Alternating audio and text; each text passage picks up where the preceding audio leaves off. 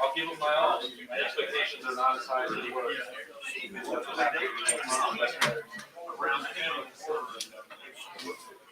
Where does he end up? Probably back to back.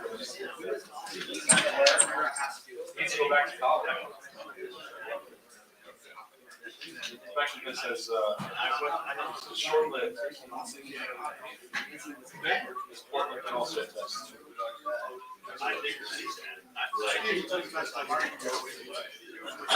You should have ruined your life right here. How are you feeling? Paul did this.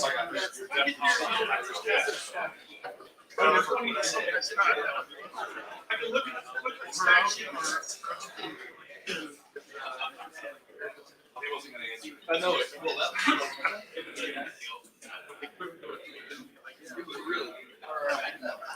Not fun. All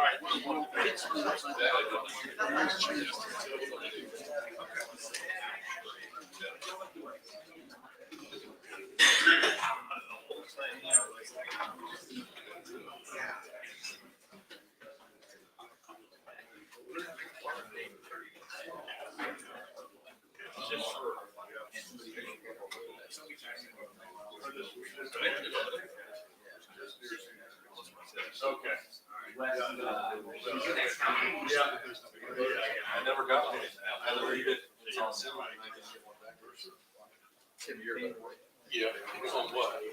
Oh, I think you meant I thought you meant for president in our democracy.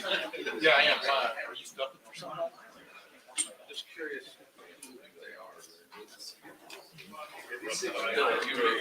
Bill, you have a Heisman Trophy. Joe, do you have one? No. I don't vote for people I've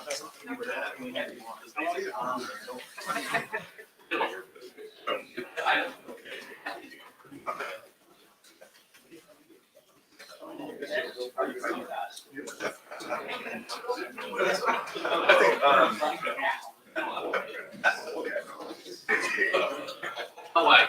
Do you have a Heisman?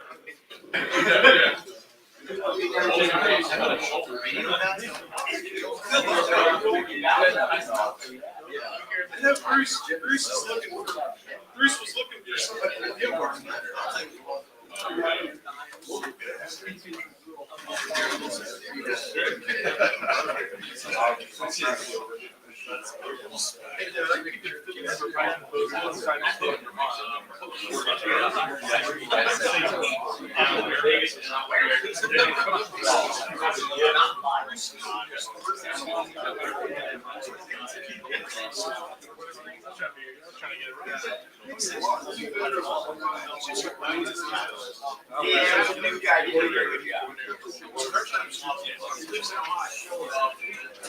He's on the show.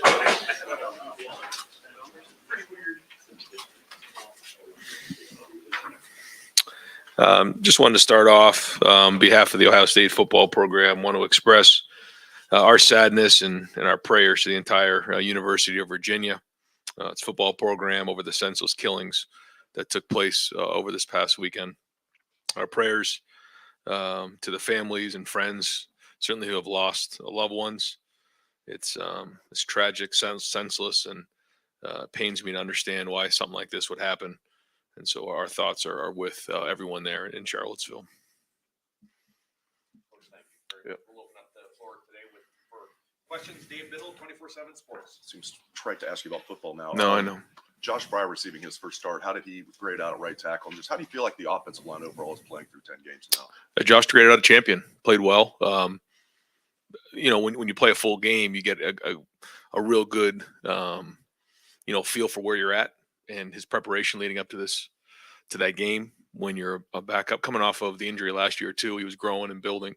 The good thing for him is he was getting in games at times in our Bison package, but he graded out a champion, played well. A lot of plays he's got to get better at, but I thought we took a step in the right direction on Saturday with the offensive line. Right behind him, Stephen Means, Cleveland.com. Just come with some of the backstory behind the block punt. Yeah.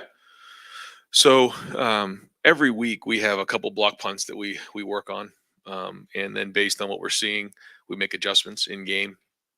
Lathan's been working hard. We have about 5 guys that we work at the punt blocks from different angles and different schemes. Lathan's one of those guys that's put a lot of work in. And what we do on Thursdays is we put on, in baseball, when those guys put on those gloves with the metal piece there to save them from, jamming their wrist or breaking their hand when they slide into, second base. We do the same thing. Josh Proctor in 2019 went to do the same thing and broke his hand. I said, that's it. We're not going to do that again. So we had to figure out a way to block punts without putting our hands and fingers at risk. So that's what he wears. He wears the gloves. So that's what our guys do. And so over and over again, he, puts the gloves on, and we talk about putting the gloves on and then, working on the technique of blocking a punt. In game, we saw some things on the sideline, and Parker made a great adjustment. Said this is how we're going to do it. Not exactly the way we practiced it during the week, but Lathan was able to put that on the field. And then obviously, that was kind of a turning point in the game. I think that kind of helped us pull away. Some of the issues, the rough punch you've had over the last couple of weeks, has there been conversations to maybe try that more often? We try. And there's certain times where, based on what they're doing, it's better to return it. And there's other times where you want to go after it. Now, when you go after it, there's a risk that goes with that. You bump into the punter. It's a first down and 15 yards, and that can be a momentum swing as well. So there's give and take there. We have gone after some, and they just, the blocking scheme just didn't quite work out that way. There's a lot more challenges with the new style of the rugby punters with the shield, as opposed to maybe like 10 years ago. You saw more of the pro style where those guys would kick slide, and it was more of a in the pocket punt. Guys nowadays with the Australian rules punters, they can really, be creative about where they go, and it becomes a different and probably more difficult challenge to block punts.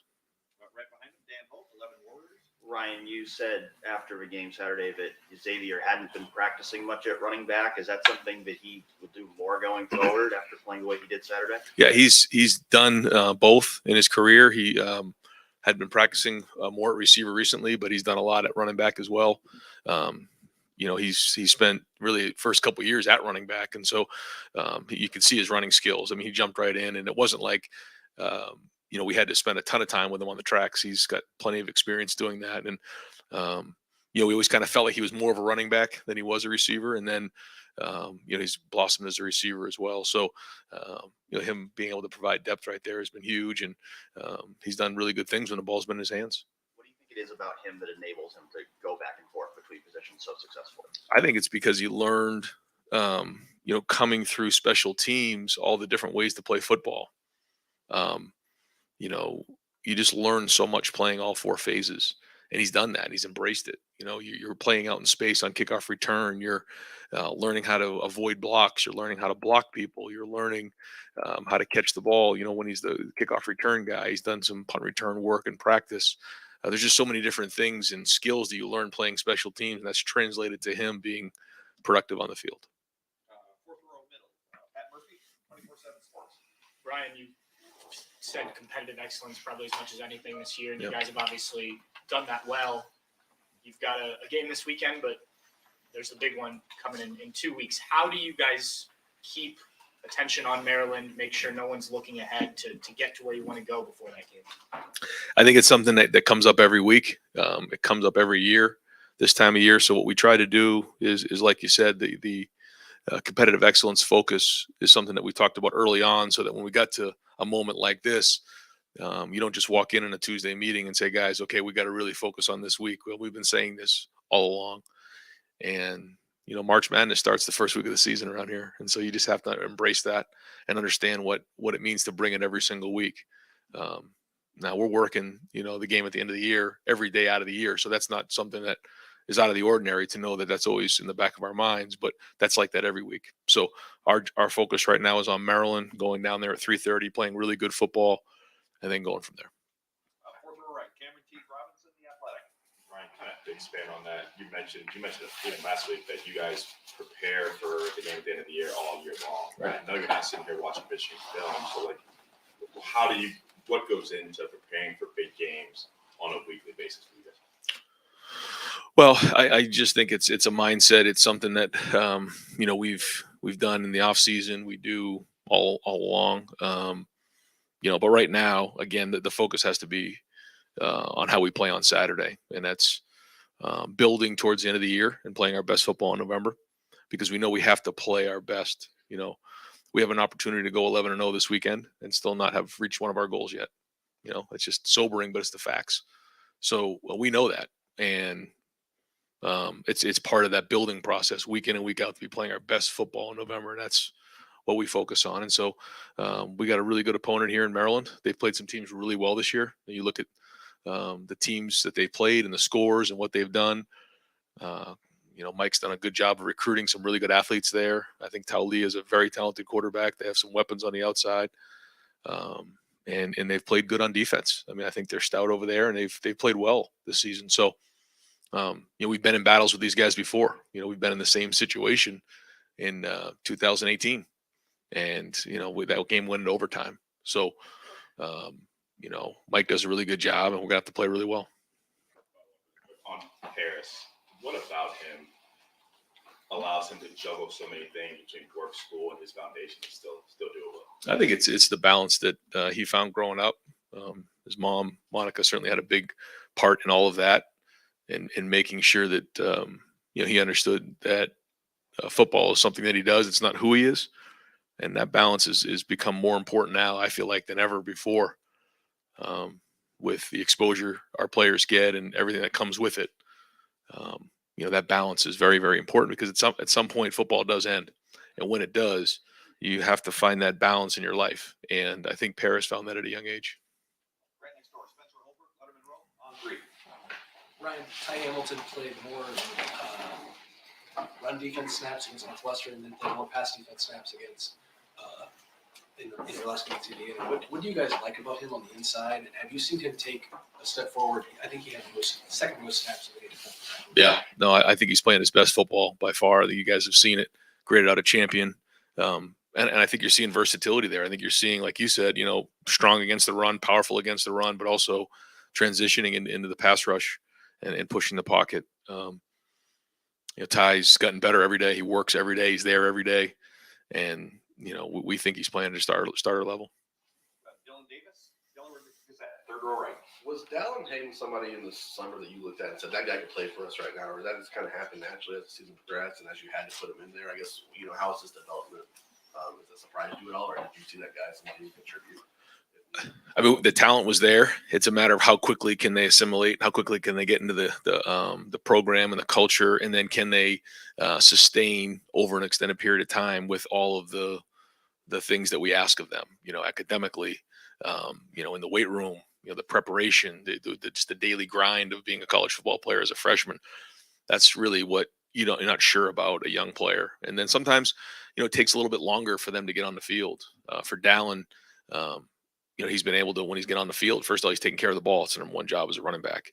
And then from there, he's been able to go play and not let the moment be too big for him. I think when you watch him run, he runs with good vision. He runs with, he's got good quickness, good feet in the hole, accelerates through the hole. And, I think that when I watch him, I think the best thing he's doing is just trusting his instincts and going out and play and not letting the moment get too big for him. So if he can keep building on that and growing on that, he's got a bright future ahead of him. Right next door, Rob Allers, Columbus Dispatch. Ryan, you got pretty good depth at wide receiver. I don't think there's a lot of people that would have said if you lose Jackson that you wouldn't miss a beat. How important is that, the reputation of that room in recruiting and what you've established here to be able to say whatever wide receiver you or whatever it may be? Yeah. Yeah. I mean, if you had said to me that was going to happen this year, I wouldn't have believed you, but here we are. And that's football. You have to overcome these types of things. And that's where depth becomes critically important. And understanding that, when you come here to play. When you play, that's kind of up to you, and how fast can you get on the field and how quickly can you get a starter level. But you're going to have great opportunity, and our guys have taken that opportunity and run with it. But I think you can see the development, you can see the blueprint, you can see how we do things schematically, fundamentally, the way Brian teaches. And so it's an exciting time to be a wide receiver at Ohio State. Follow up. That said, what would Jackson give you right now? I mean, there are people who say, well, you haven't missed anything, you don't really need him, but what would he add to what the offense is? Yeah, I mean, it's hard to say now that we've played 10 games and not really had him available, but listen, Jackson, is one of the best receivers in the country, one of the best, slot receivers I've ever been around. So, he's been missed. What's his status, if you can just follow up on that? Yeah, no update at this point. Yeah. Second row, right, Doug Lamreese, Cleveland.com. Ryan, you mentioned after the game that maybe you've been a little stubborn, is the word you used, in terms of trying to run the ball within short yardage. There's been sort of this toughness conversation this whole year that you guys have embraced, and you want to be that tough football team. Is short yardage like the way that best manifests itself, or what are the ways that any football team, like actually on the field in moments, shows toughness in your mind? No, I think the first thing is just physicality and how hard you play. We say relentless effort is, 4 to 6 A to B plus 2, 4 to 6 seconds the length of a play, point A to point B, and then for 2 seconds past the cone or past the whistle, 2 steps past the cone. I think that's a big thing. Can you play with unbelievable effort week in and week out as hard as you possibly can? That's the first thing. And the second thing is really just the physicality of actually looking someone in the eye and knocking them back. There was a lot of great instances of great toughness. I look at Xavier Johnson's run. I mean, there were guys running 70 yards down the field, getting, blocks where they're knocking people to the ground. And there was like 3 of them downfield. Unbelievable effort. There was some really good clips in here we show in the champions meeting. I think we had about 14 clips of just relentless effort, toughness, discipline, guys playing really hard, some unbelievable clips on special teams of just guys laying out, knocking people over. So I think all those things lead to that. Now you got to bring it every week, but those are the things. In terms of the short yardage, that can be a part of it. You got to get movement. You got to run a guy over. You got to be physical, and we split the big one for on 3rd and 1 for the touchdown. That was great, but then there was some other ones that we got to do a better job of. Right next door, Bill Landis. Right. I guess maybe following up on that idea, Ryan, like I think I might express this wrong, but I feel like sometimes you're in games where the margins can get so wide that maybe you have a luxury to kind of work through stuff during a game that other teams maybe don't have sometimes. Does that ever creep up in those situations where you're trying to cultivate something, you're trying to get good work in game situations and short yardage, where maybe if the situations were different, you wouldn't, as you said on Saturday, try to bang your head up against the wall? Yes. Yeah. We have to get certain things done. And, when you find yourself in certain games, and, you got to do what's best for the future of where you're going, not always in that moment right there. There's the time and place for everything. So, we got to get that done, and we're going to keep working at it. And there's been good progress made, but those situations aren't going away. And, we're going to keep working at it. What is your, overall philosophy on throwing the ball in those situations? I think some people look at that and say that's maybe a pretty aggressive mindset to throw it on 3rd and 1 when you can just kind of fall forward for a yard. But how do you balance the physicality you want with throwing the ball with the quarterback and receivers you have? When you look at those situations, certainly running the ball, you have to at some point say, we can run 1 yard, and there's going to be a lot of guys in a box, and that's a mentality and a physicality. But there's been other times, and you guys have seen it, in 4th and 1 in the Rose Bowl, and we're shooting it down the field. So, we're going to do what's best to win the game, but there's part of that mindset that, we got to make a yard when it's, 4th and 1. Over here to the right, Adam King, WBNS. You guys have 11 days until the big one here at the Shoe. What do you need to see at Maryland to know that this team is ready? I don't think there's anything that we're going to say, now we're ready to go play this game. We just got to keep doing what we're doing, keep preparing the way that we've prepared, play well, find a way to win the game, and then move on to that one. You guys dealt with a lot of injuries this year. It seems like more than most seasons. How frustrating can that be at times for a team to kind of just having to keep change pieces? How ready is this team to just get back to full strength? Yeah, it can be very frustrating for sure, but at the same time, it's part of the game, and you see it happening across the country week in and week out. We try to do everything we can to make sure they have everything they need to get back on the field or prevent themselves from getting injured. The prevention is really through sports science, through monitoring and recovery. And then we have our sports medicine department that helps them once they have an injury to get back on the field. And those guys do an unbelievable job, and they work at it. And, there was a lot of guys that played in that game that, were hurting.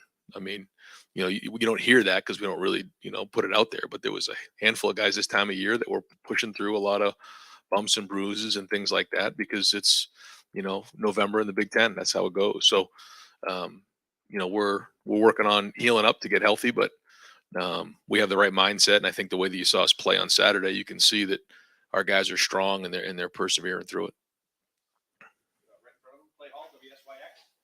Ryan, you go back to 2018, and Jerry and Mike remind us in the note, Haskins ran for 3 touchdowns that day. Were you calling those runs, or was that Urban who's in love with that quarterback run? I think at that point of that season, that was a unique time. I think you remember there was a couple points in the season where we were really struggling just getting any kind of run game going.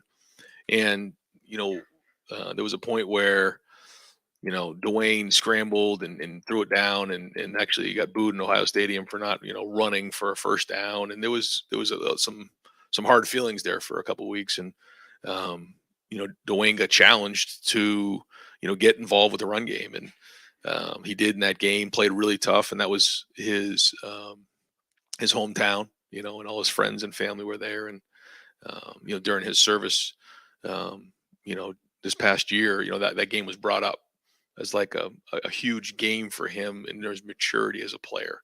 And boy, he played well in that game because that was 52-51 back and forth. And what a strange game. But, the message will be to our team this week. I mean, that was a wounded team that their head coach, I think, had been fired and they still played us really, really well.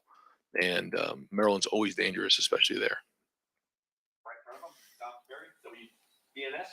Coach, you've said all year, it doesn't matter who you're playing, it's about what you guys do. With that said, this is the time of the year you want to be playing your best ball. Obviously, the big one's looming. How close are you to playing what you would consider your best ball, and what do you want to see better this week? I feel like if you say you're playing your best ball, that means you played your best ball last week and you can't get any better than it the next week, So I think it's this constant build and growth towards maximizing yourself in all 3 phases. Do I think we've played our best football yet? No, I don't. I think that we can play better in all 3 phases, and we're going to have to go reach our goals. So this is a constant chase towards, being the best version of ourselves. And every week, that's the goal, is just to get better. And how fast can we get better in certain areas? And I think I've shared with you the challenge sometimes is the issues are there. They may not get exposed every week, but you got to identify what those issues are. And that's the art of, coaching. With that said, we know what's down the road. Do you feel an intensity shift, especially this week? We'll see as the week goes on, but our guys know what our goals are. We talked about it at the mid-year. We were 6-0 going in to the bye, and we said, none of our goals have been met. I reminded the guys on Sunday, none of our goals have been met. They know what's on the table, but in order to go reach our goals, we got to win this game too. It's a part of the game. You got to win them all, and so we'll keep that one in the back of our mind like we do every single day out of the year. But we're going to focus on beating Maryland on Saturday. Far left, Justin Holbrook, WCMH. When it comes to a true freshman, especially like Dallin or Travion last year, what's the balance between maturity and character and ability, and why those 2 things work simultaneously and why they can work right away when they get here? Yeah, and that's a good question. I think that the talent has to be there, because if you don't have the talent, then it's hard to keep up. It's hard to perform on the field. But if you don't have the maturity, like you said, the work ethic, the ability to process high levels of information, handle a brand new workload that you didn't have in high school, those add up real fast on you, especially this time of year. So, and then a lot of times guys hit a lull and they come back out of it. They struggle. Like that really happened to Chris Olave his freshman year, but he was struggling. He wanted to go back to California in the worst way. And a couple of guys put their arms around him. He came out of it. And then remember the game he had at the end of the year. So I don't know if Dallin got that, low at some point. You'd have to ask him. But every freshman goes through it. And then if you can come out the back end, then usually you're stronger for it. And, good to see him play the way he did on Saturday. And I'm sure that's going to give me more confidence. Second row left, Steve Hellwagen, 24/7 Sports. Yeah, Coach, I don't suppose you're going to tell us if Travion Henderson and Mine Williams are ready to practice or whatever, but just from a general standpoint, given the uncertainty, you're going to play with a running back. Just how do you prepare for this game with the idea they may practice half the time, they may not practice or play at all. Just from a general standpoint, how do you guys go into the week at that position? In a perfect world, everyone's healthy and everyone's practicing and getting all the physical reps that you would need in a game week. We have physical reps and mental reps. And so what you have to do is you have to really focus hard on, if you're not getting all the reps that you need in practice, being in the back and getting the mental rep, putting yourself in there, actually physically walking through that rep and seeing the picture, then going through, watching the film and doing a lot of extra work on your own. That's why I give Xavier Johnson a lot of credit last week, because he didn't have all the physical reps, but he was able to put it on the field at a pretty high level when he was in there playing that position. So that'll be the challenge if those guys aren't able to physically practice as much. Deep left, Nathan Barrett, Cleveland.com. Right, in a couple of years, we're going to be in a Big Ten with no divisions. And if that existed this year, you guys would already be guaranteed of playing Michigan after the Michigan game, playing them again for the Big Ten championship. Just curious how you think that changes the vibe around that game. Are you okay with this new setup in the Big Ten? You know it's going to come with something that maybe compromises what you get out of that game? I remember initially thinking that very thing, but until you just said that, hadn't given it much thought recently. But it certainly does make you think for a second. I can't tell you I'm in a place to be focusing on anything other than trying to beat Maryland and going after those guys. But that'll be very unique for sure. I guess more like, an NFL, situation where you may have to play a team multiple times, and that would, kind of affect maybe your game planning, but we'll worry about that when we get down the road. Fourth row middle, Tony Bergman, Buckeye Huddle. Ryan, the NFLPA, I don't know if you saw this, came out and asked to have an immediate ban and removal of all slip film turfs in the NFL, which is the same kind of turf here at Ohio State. I'm wondering if you had any thoughts on that, if you had heard about that. Split turn, I don't even know what that Well, the type of turf that Ohio State uses due to a higher number of injuries. I guess the NFLPA wants that stuff removed, and I just wondered if you had heard about that. Or... No, it's the first I've heard of any of that. Yeah. I can say, Tony, if you don't mind me interrupting there, that we've had some discussions, some of the administrators have here. I know the NFL is not mandating that these stadiums remove their fields. We test our fields twice a year annually. We'll continue to do that. But there has been some discussions about the topic that you're discussing. Yeah. All righty. Front row right.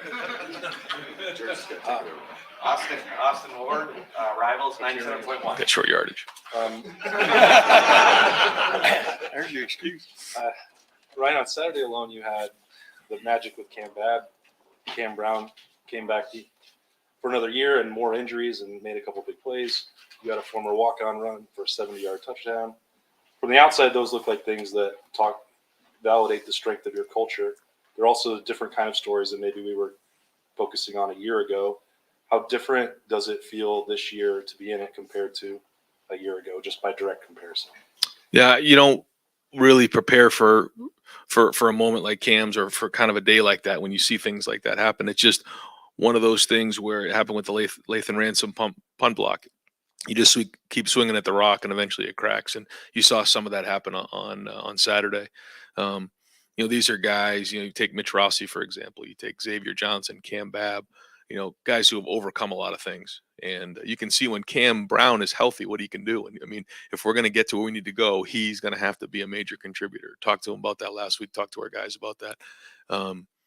And that's part of this process. You think about where Cade was at, where, Tommy was at. I mean, double hip labrum surgery as a freshman. And there's so many things that come with it.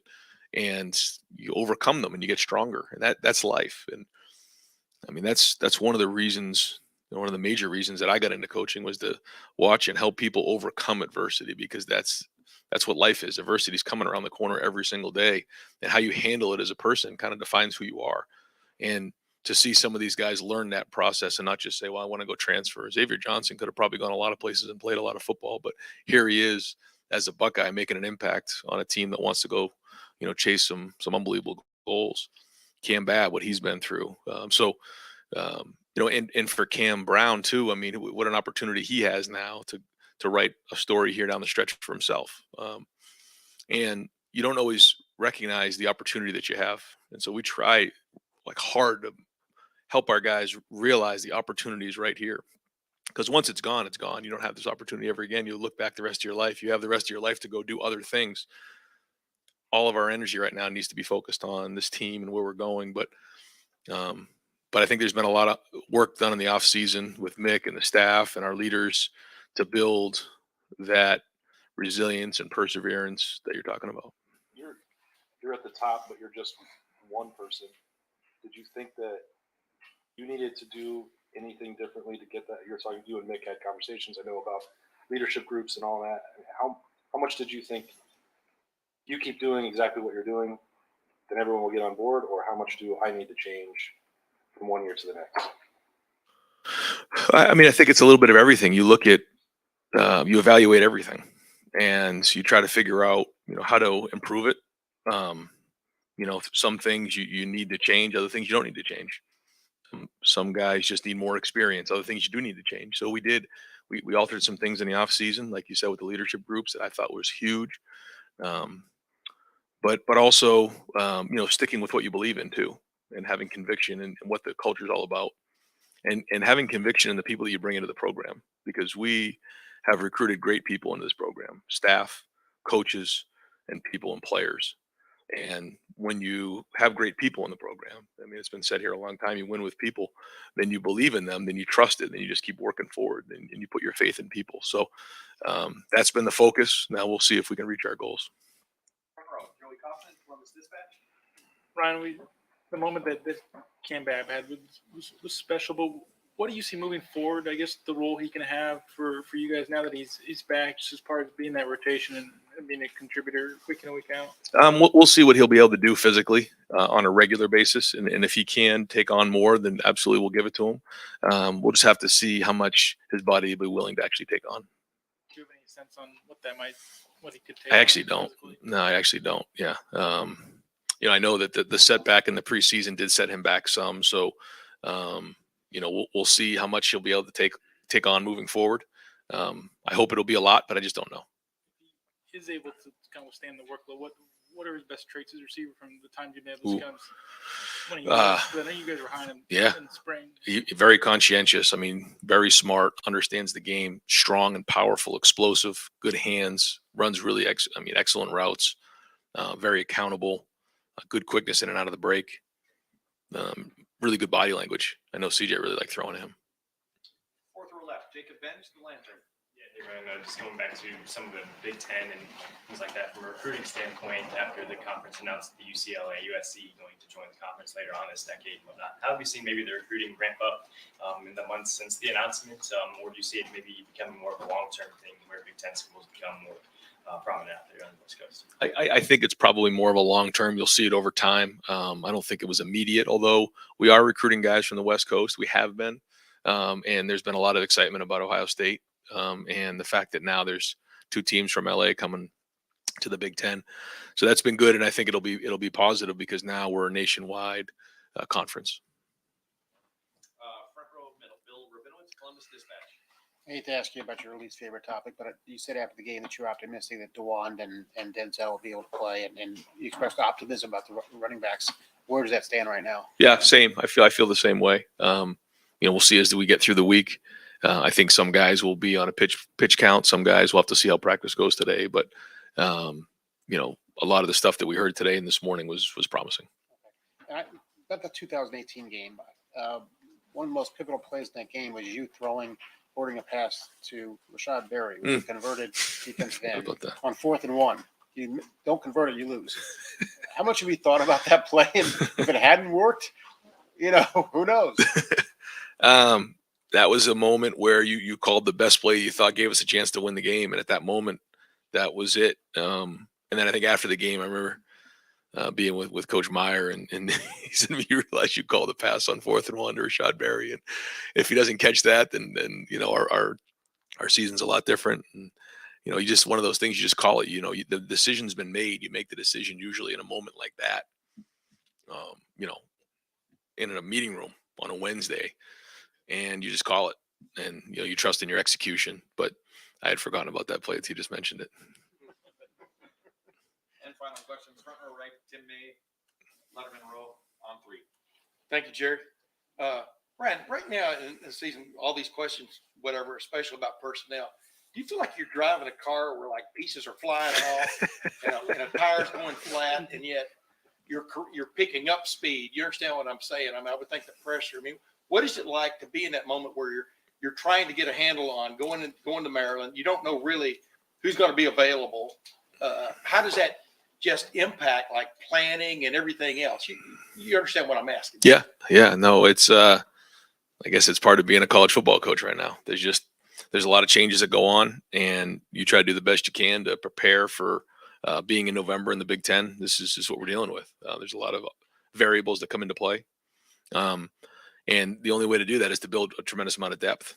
And that's where, I think back on the preseason when we're going through each position, and, guys are asking questions about each position group, and it's like, well, who's going to get on the field? They're all going to get on the field. It's just the way it usually works. And it's rare that a position would just play one guy the whole year, just because it's such a long season, 9 conference games plus Notre Dame. So it's just something you plan for and try to have contingency plans in place. And contingency wise, could you see going into Saturday with Dallin Hayden being, in essence, a starter based on right now, and would Xavier be the backup? You know what I'm saying? Or do you think Chip could come back? I mean, can you live with that, I guess? Yeah. I mean, well, we have to. We don't have a choice. That being said, we feel like we have a really good chance to get, all those guys back for next week. Now, maybe one of them won't, but I'd be shocked if all 3, Chip, Mayan, and Trey would not be available.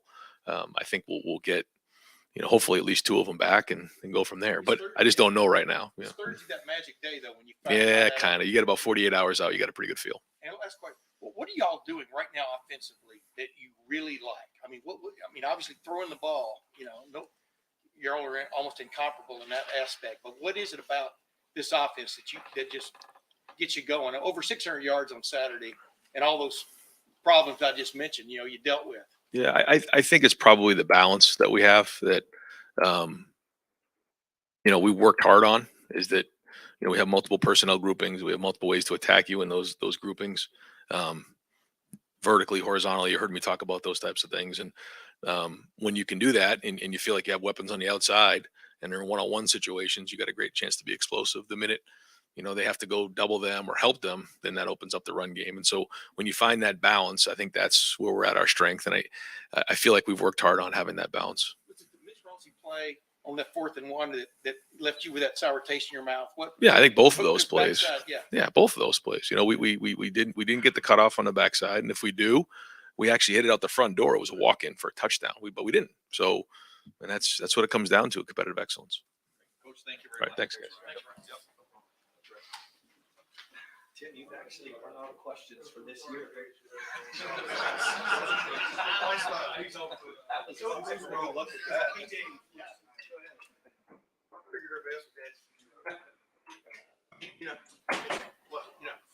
All good.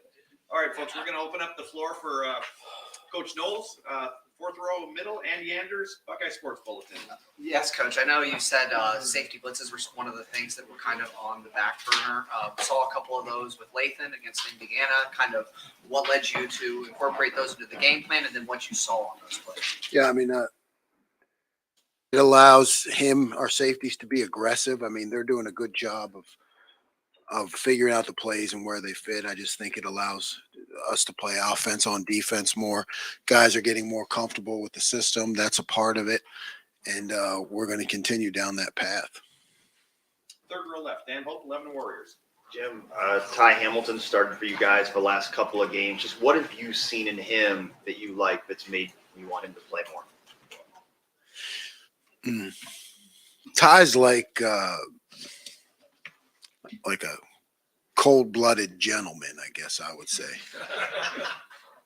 And that you like quiet, good smile, but man, he's just really tough inside, and he's athletic. And I've seen him use his hands and get off blocks, and make plays. So not only hold point, but I've seen his hand skills really developing, and he's earned more playing time.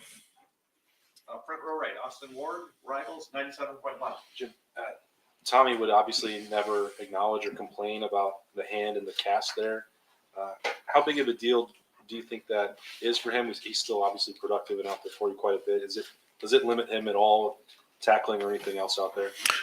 Yeah, I mean, it's part of the game, but the toughest guys don't let it limit them, and he's one of them, so you try not to talk about it. You try not to acknowledge it, because what's the plan, right? I mean, it's just a couple things you can do with tackling that I have talked to him about, going lower, roll tackling, using more of a single leg with the torque and sliding your arm through the leg. I mean, there's a couple things you can talk about, but for the most part, you just play through it, and Tommy's great about it.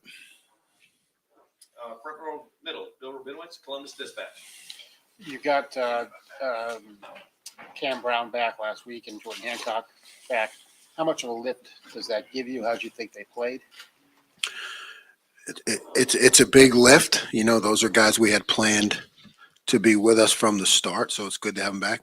And I thought they played well. You saw Cam on a couple 50-50 balls deep, which is that's a big deal. Some plays that maybe we didn't make earlier in the year. It was good to see him make those plays, and that does lift up the defense, and it breeds confidence. Third row right, fourth row right, Spencer Holbrook, Letterman Hall. Regarding the defensive line, I think Dan just asked you about Ty Hamilton, but Teron and Ty seem to be cementing themselves as those top two guys. What are you seeing, not just from Ty, but from those two working together, that makes the defensive line better? Yeah, Teron, very similar. It's one thing to hold the point, but to have the athleticism to then, what you saw Teron do also in the game, and you've seen him do it, to disengage from the block and make tackles. That's like the next step. And so I think both of those guys are doing really good things in that area, and you're seeing that. Second row left, Stephen Means, Cleveland.com. Whether it's Jordan Hancock missing the first half of the season, basically Denzel and Cameron being out in and out and stuff, and then whatever's happened with the defensive line, it just doesn't feel like you got the opportunity to see what this defense looks like with all of its parts. And is there any excitement that maybe Maryland is the first opportunity for you to be able to do that? And as a guy who's a schemer and a thinker, what kind of pops up in your head when you think of that? I mean, it's a great point and valid, but I just don't think that way. I just think that's a luxury, because this is big time college football, and if you're going to be really good as a defense guy, guys have to be able to come in and out and have depth. So, and sometimes when I was young, you'd go through plans where you might plan, okay, I got these guys back now and I can do this. And then you're out of that on the first play of the game. So really it's just business as usual. It's nice. It's a good thing, but we just got to keep doing what we're doing. Third row right, Rob Aller, Columbus Dispatch. Jim, you go against this receiving core every day in practice. As a group, what impresses you about them? And then individually with Marvin, what kind of nightmare is he to defend? As a group, extremely hardworking and talented and competitive. I think that whether it's 7-on-7, 1-on-1, I mean, our receivers are always going hard, and that's part of what I'm sure makes them great. And Marvin is just the best I've ever been around. Some of the catches that he makes in practice when they show up in the game, we see it every day. Plus he's from a great high school. Yeah.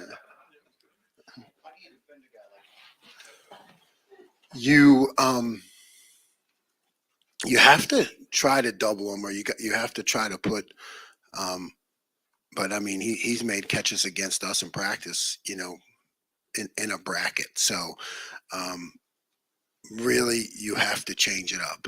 And, because if he knows what you're doing and CJ knows what you're doing, they're going to make plays. Second row right, Bill Landis, Rivals. Jim, now that you have sort of 10 games of seeing it, how do you think that Jack has taken to some of the stuff you're doing with him with the jack position? And what did you think of his play on Saturday? Finally getting for a few sacks. Yeah, good. He's he's embraced it. I keep encouraging him to even be more reckless. I think that's part of the position where he can grow, we can grow, and it's you may make some mistakes, but I want to see him be more reckless. And Jack wants to do the right thing, and he's great team guy. I got to try to find more ways just to cut him loose, and just let him play free. You sense him being cautious? Was that what you mean? Not cautious. No, he just, sometimes the more you pile on, this is what the debate always is for me. The more you pile on a guy, and I can do that with that position. Like, go here against this set, go here against this set, cover this guard in this set. You know what I mean? Now it's not cautious, it's thinking. And if a guy is thinking too much, he can't play free. So that's on me. But he's doing a good job. I got to just do more to really cut him loose. Second row right, Doug Lamb-Reese, Cleveland.com.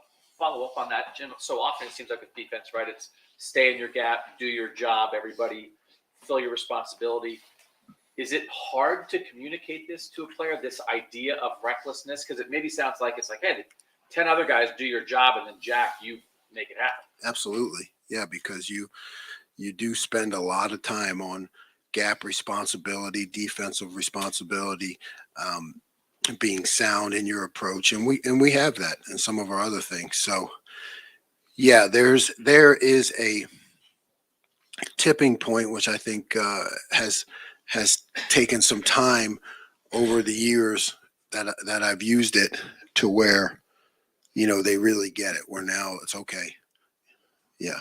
All 10 of you other guys, make sure you're sound, because this guy's just going to go tear it up, and I think we're still working towards that point. And then just the different topic.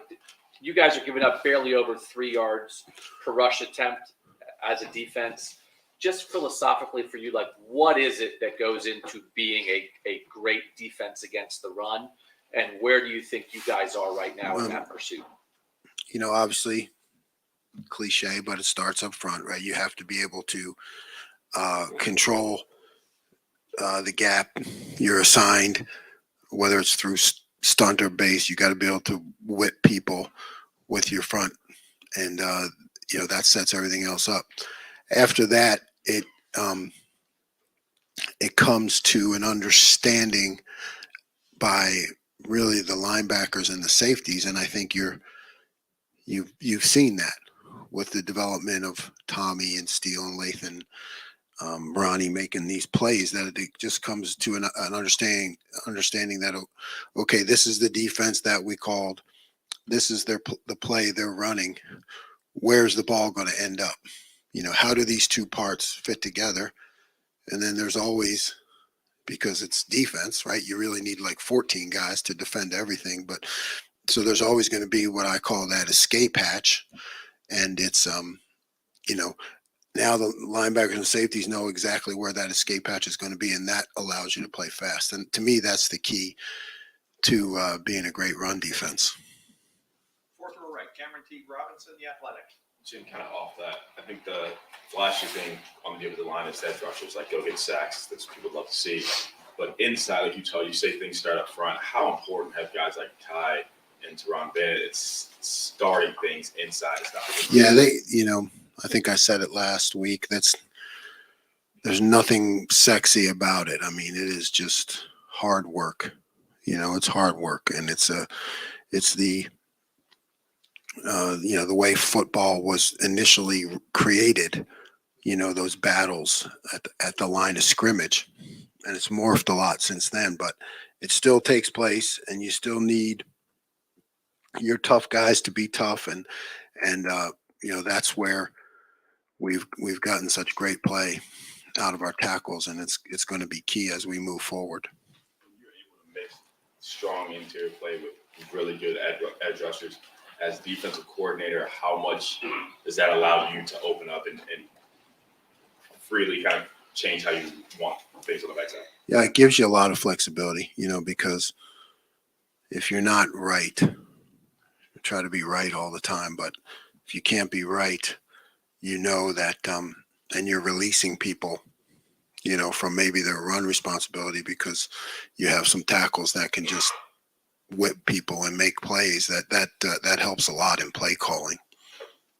Second row left, Steve Hellwing, 24/7 Sports. Yeah, Coach, somebody averaged out the offenses you guys have played through 10 weeks, and the average national ranking is 93rd. Some of these teams we've watched you seem like you're struggling.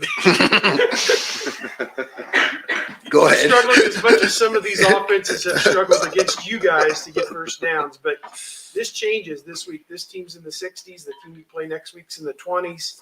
Just how confident are you that your team, your defense, is ready to play against two of the better offenses it's going to see all season? I'm confident, we're doing all the right things against whoever they line up in front of us. When you say that, yeah, I don't really look at rankings or anything like that truly until the end of the year, right? Because that's the only thing really when you look back and kind of see how you held up against other people. So, you just have to take it week to week with whoever you're playing, and, have great habits that turn into a lifestyle, and demeanor and attitude. It's the same thing, no matter who you're playing or what they rank. And if you ever look past somebody because they don't have the right ranking, you're in trouble. So I like our progress. We still have a lot of work to accomplish, but I like what we've done so far, in being ready to be relied upon and counted on when times get tough. I think that's ultimately what you want out of a defense. Just up until the last 2 weeks, they've been pretty good on offense. I know Wisconsin and Penn State locked them up pretty good here the last couple of weeks. The conditions may not have been good with the Wisconsin game, kind of like what you guys had at Northwestern. But what do you see with Maryland's offense and their quarterback? I think he's a 3-year guy. Just what can they do? Yeah, the quarterback is a really good scrambler and playmaker. Maybe a little banged up. Maybe that's just why they've struggled a little bit. But I think everything flows through him, and he's dangerous. And they have skilled guys at wide receiver and the tight end position. I think the 1-2 targets. So in a spread attack, they're dangerous. I can see why they played well. Maybe recently, they haven't. But when you look at the totality of the season, it gives you reason to believe you better be prepared. We've got time for just a couple more questions. Deep left, Nathan Barrett, Cleveland.com. I just wanted to sort of clarify the situation with Ty Hamilton getting the starts the last couple weeks. Is Mike Hall still on more of a pitch count scenario that you're trying to save him for maximum effort down the line, or is Ty really the guy who should start now from a more complete standpoint, and Mike's got a more specialized? Yeah, Ty's played extremely well, so he deserves that opportunity. But to compare him to what's happening with Mike is wrong, because Mike has really battled injuries. So it's not so much a question of saving him. It's just kind of week to week how Mike is feeling and what he can do. So what he can do on a given Saturday is what he can do. He'll give us everything he has, but he's really fought through some things. And final questions, taking us home. Tim May, Letterman Row on 3. Well, first, how close did you guys come to a not perfect game, but Saturday, the one blown coverage, it gives him the deep pass. It sets up one touchdown. And then after that muff punt, the guy's screaming to the hitch when in fact they ran an exploding, basically I call it exploding bunch there or whatever, and got the guy wide open. Were y'all that close to like that game? You understand what I'm saying that you're looking for? And do those two plays kind of haunt you a little bit? They haunt me a lot. Yeah. I mean, until, whenever you move on, you got to move on, but they're recorded and etched forever and explode. I mean, they go, we'll be studying the heck out of them in the off season because they go into that explosive play category. So, they actually had 5 explosive plays, so, we say 5 or less undefeated. So but they did have 5, and that reverse that they had too, which was, we had plenty of opportunities to make plays on that, so, and then they had a quarterback scramble, I know, which went for like 16. And there was one other one. I can't remember. So, yeah, the post. That's right. So, yeah, take out those 5 plays, and then it was a good game. Yeah, that's exactly. No, I mean, everything else was pretty good. But, yeah, those explosive plays, we study them, we talk about them, and, you try to figure out why they happened, and so they don't happen again. But otherwise, yeah, it was pretty good across the board. Hey, Jim, I just got 2 other quickies. But they come out, like I called it, they came out in the second half with just this razzle dazzle. We're just gonna. I mean, what was that like watching that? From the press box, they've run a couple of plays that were just off the chart. You know what I mean? And what was your message down to the field of, if you could even do that, everybody settle down, blah, blah, Right. Yeah. No, it's you don't do anything during the series except, maybe adjust the calls as you get the feel for it. But, credit to them for the first one. Great job by us on the second one, but I think it was Ronnie, right? Kept his eyes on his man the whole way because those plays are tough. As the play gets extended and you got guys who are leaking out and double reverse, those are tough and really a challenge of your discipline. And Ronnie did a good job. Listen, Lathan Ransom, talked about him many times in here and stuff, but is he the kind of guy you can pile some stuff on? I mean, he seems to have a feel for the game as much as he does for what his role is in it. I mean, am I wrong about that? I mean, no, he's a football guy, right? So he can get what you're talking about and understand it and execute it, right? So you can ask him to do some things, just talking about something today. I was in with hey, okay, we'll just get Lathan to do this against this play, right? I mean, so you start to put more on him, as you see things develop, and you say, well, if I can just take this one guy, I can fix this problem, and he is that kind of guy. But it's still my job to make sure he plays fast. So I mean, that's what coaches have to remember is maybe a little thing to me as a coach, but everything you put on a kid kind of can pile up and then lead to them not being as aggressive as fast. But he is in my mind as a guy who can handle a lot of things. I just got to be careful how much I put on him. Coach, thank you very much. Thanks, Jim.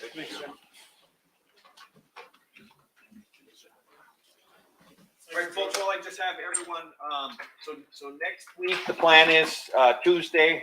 Team's got a typical week next week, even with school out of session and the holiday.